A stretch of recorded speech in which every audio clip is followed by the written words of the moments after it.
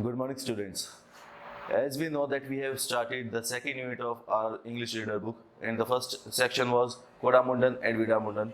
Now today we are going to start the next chapter, section 2 of this unit. The name of the section 2 is Brain as Big as a Hen's Egg. Now let us find out what's there in the story. One day, some children found in a ravine a thing shaped like a grain of corn, with a groove down the middle, but as large as a hen's egg. A traveler passing by saw the thing, bought it from the children for a penny, and taking it to town, sold it to the king as a curiosity. Now, this paragraph tells us that one day some children, when they were playing alongside a river, ravine is a deep valley, you can say, a sort of river, deep river.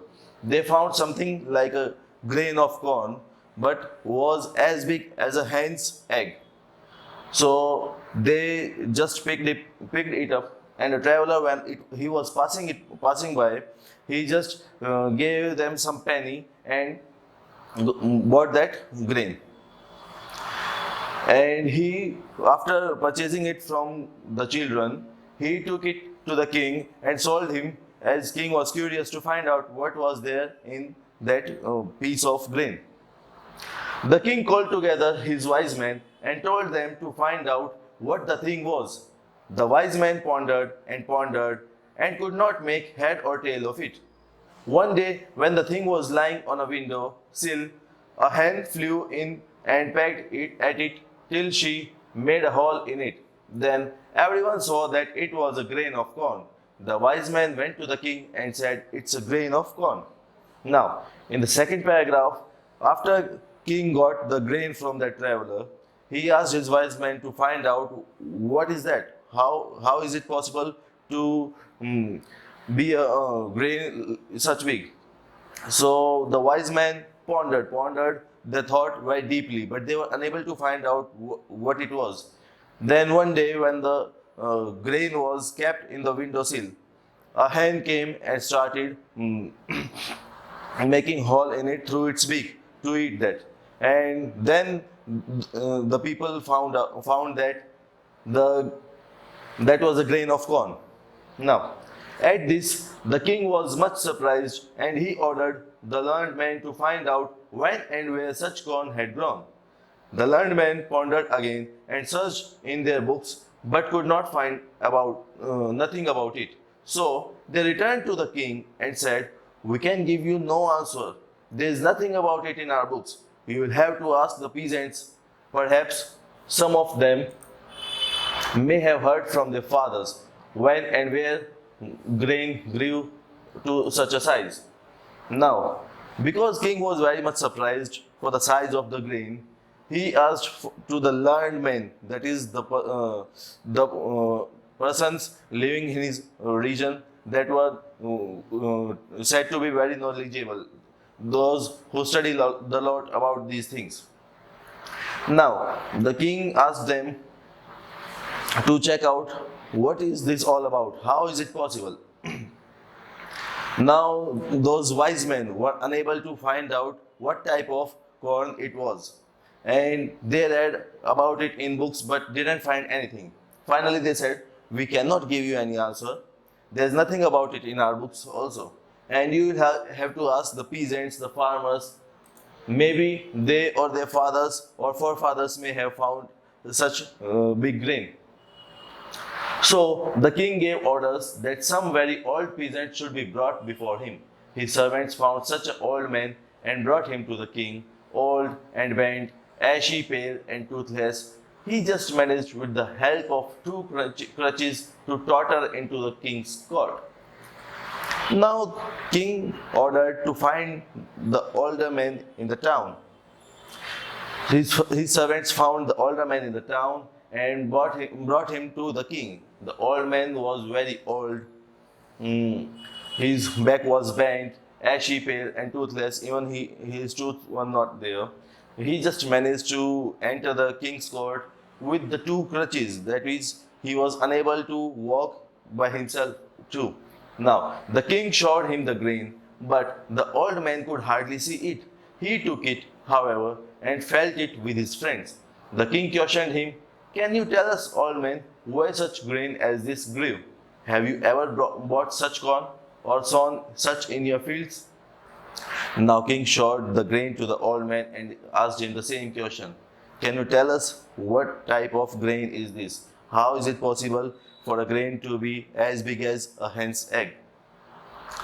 Have you ever bought such corn? Have you ever sown it in your fields? The old man was so deaf that he could hardly hear what the king said and only understood with great difficulty. Old man was unable to hear, his ears were not working, so he was unable to understand what king was asking to him, but with a lot of difficulties he understood what he said. No, he answered at last. I never sowed or reaped any like it in my fields, nor did I ever buy any such. When we bought corn, the grains were always as small as they are now. But you might ask my father. He may have heard where such grain grew. Now, the old man answered, no. He never sowed or reaped any grain of such size. But said, maybe his father may know, because he must have, he's elder to me and he may have heard about the grain. So the king sent for the old man's father, and he was found and brought before the king. He came walking with one crutch.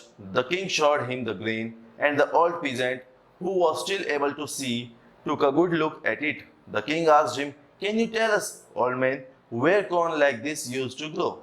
Have you ever bought any like it or sown any in your fields?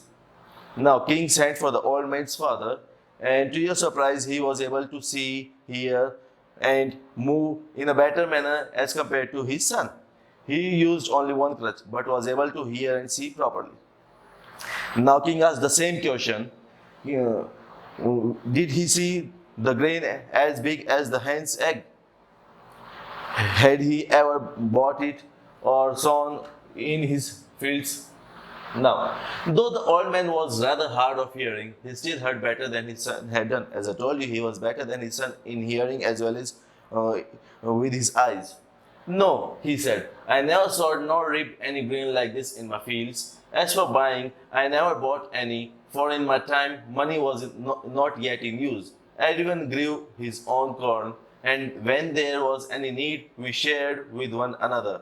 I do not know where corn like this grew. Ours was larger and yielded more flour than present day grain, but I never saw any like this. I have, however, heard my father say that in his time the grain grew larger and yielded more flour than ours. You had better ask him. Now the old man told that no, he never sowed or reaped such a big grain. And he also told that in his time money was not in use, so they just exchanged the required products to each and everyone. Now he also told that in his time the size of the grain was bigger as compared to today's, but not as big as hen's egg. And he told him that maybe his father may have known about it, because his father told that in his times the size of the grain was much bigger and it produced more flour. So the king sent for this old man's father. They found him too and brought him before the king. He entered walking easily and without crutches. His sight was clear, his hearing good, and he spoke distinctly. The king showed him the grain, and the old grandfather looked at it and turned it about in his hand. Now, king asked for the father of that old man. Now he was brought to the king's court, and he was able to move freely without crutches, was very sound as compared to his son and grandson, and his sight was also clear. He spoke distinctly. The king showed him the grain and asked the same question. The old man saw the grain and then turned. It is long since I saw such a fine grain, said he, and he bit a piece off and tasted it. It's the very same kind, he added. Now he said that it's very long since he saw a grain as big as this one. And he told the king that it is a very fine grain. And then he just bit the piece of the grain and bite it and tasted it. It's the very same kind. And he told that it is the same kind they used to eat. Tell me, grandfather, said the king, when and where was such corn grown? Have you ever bought any like it or sown any in your fields? Now he asked, how is it possible? Please tell me, grandfather, how did you find this grain and where did you grew that? Now, have you ever bought any like this? Did he also bought the grain? The old man replied, corn like this used to grow everywhere in my time. I lived on corn like this in my young days and fed others on it.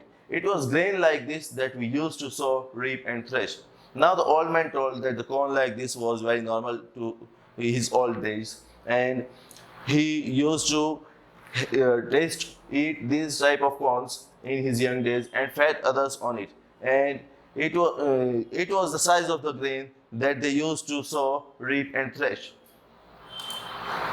Here, thresh means cutting, harvesting. The king asked, tell me, grandfather, you bought it from somewhere or grew it yourself? He asked, did you bought it somewhere or grew it yourself? Because the size of the grain was surprising. It was as big as a hen's egg.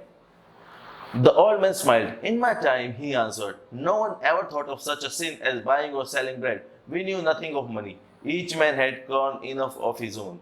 Now the old man smiled and told that there was nothing like buying or selling in his old times. Nobody sold bread and they didn't knew anything about the money. Every man and woman had enough corn for their own. Then tell me, grandfather, asked the king, where was your field? Where did you grow corn like this? Then he again asked, where was your field? And where did you grow such a big grain? The grandfather answered, my field was God's earth. Where I plowed, there was my field. Land was free. It was a thing no man called his own. Labor was the only thing men called their own. Now the old man told that land was free to us and we didn't specify the particular piece of land to us. The whole earth, that is God's earth, belonged to us. Wherever we wanted to grow it, we could have grown. Okay, answer two more questions, said the king. The first is, why did the earth bear such grain and then has ceased to do so now? The second is, why does your grandson walk with two crutches, your son with one, and you yourself with none? Your eyes are bright, your teeth sound, and your speech clear and pleasant to the ear. How have these things come about? Now the king was very surprised and he started asking two questions. Said, please answer my questions. And the first one was, why the earth has stopped bearing grains from as compared to last time, and today's grains of corn are very small. Why is it happening? And the second question is, why the old man's grandson was using two crutches and his son was using one crutches while he was without any, and still he had better eyes, tooth, and ears. Please tell something about that. Why is this happening? The old man answered, these things are so because men have ceased to live by their own labor. They have taken to depending on the labor of others. In the olden times, men lived according to God's law. They had what was their own and coveted not what others had produced. Now the old man answered the questions. These are because men have stopped to live for their own. Nowadays, men try to ask another person for their own labor, and men have stopped to do the work for themselves. Now they have started depending on others. In the olden times, men lived according to God's law. They had what was their own and coveted not what others had produced. Means they never thought of getting what others had produced. They just had what they own, what they grew, and what they used for labor. So this was the chapter written by Leo Tolstoy. Now, as we have completed our chapter, a grain as big as a hen's egg. Now, let's move on to the exercise. Now, starting on. The first one is read and answer. And the question number one is, how did the people come to know that the thing was a grain of corn? One day, when the grain was kept near window, a hen came flying and pecked at it until she made a hole in it. That was the moment when everybody understood that it is a grain of corn. Moving on to the second question, A part. Describe the first peasant who was brought before the king. The first peasant was unable to move properly. He was using two crutches to move. He was not able to hear, see, or speak properly. The second part is who came next? How was he different from the first person? Next person to enter was the father of the first peasant. He used one crutch, was better at hearing, speaking as well as watching the things as compared to the son. Now C part is who came last? How was he different from the first two peasants? The grandfather of the first peasant came at last, and he was physically sound and as compared to his son and grandson. He was walking easily, clear sight, sound was audible, and could speak perfectly. Now the third question. What answers did the grandfather give to the king's queries about? A part. Buying and growing of corn. The grandfather told that in his time, buying and growing corn never happened. People shared the things but never sold them. B part. Where the corn was grown when he was young. According to grandfather, land on earth anywhere in the world could be used to grow corn during his days. The next one is think and answer. First question. Why did the king order that some old peasant be brought before him? Because the wise men in king's court were not aware of the corn size, they really tried hard to find out that in the books, but they were unable to find that. So the king thought maybe some older peasant would know about it. The second question. Why does the grandfather refer to the buying and selling of bread a sin? Because buying and selling the grains would have led the human towards selfishness, greedy nature, dishonesty, etc., as we see in today's world. Moving on to the next one, reference to the context. Here we have to read the sentence and answer accordingly. They had what was their own and coveted not what others had produced. Now A part. Who said these words and to whom? The grandfather of the first peasant said these words to the king. B part. What does the line reveal about the speaker? He was very honest and was not happy with what is happening in today's world. Moving on to the next part. Why were these words said? Because the king asked about the difference between the physical fitness of the old man, his son, and the grandson. The last one. What does coveted, not what others had produced, means? In olden times, everyone was honest and happy with what he had. So, this was the chapter. We completed the exercise along with this. See you in the next video. Thank you.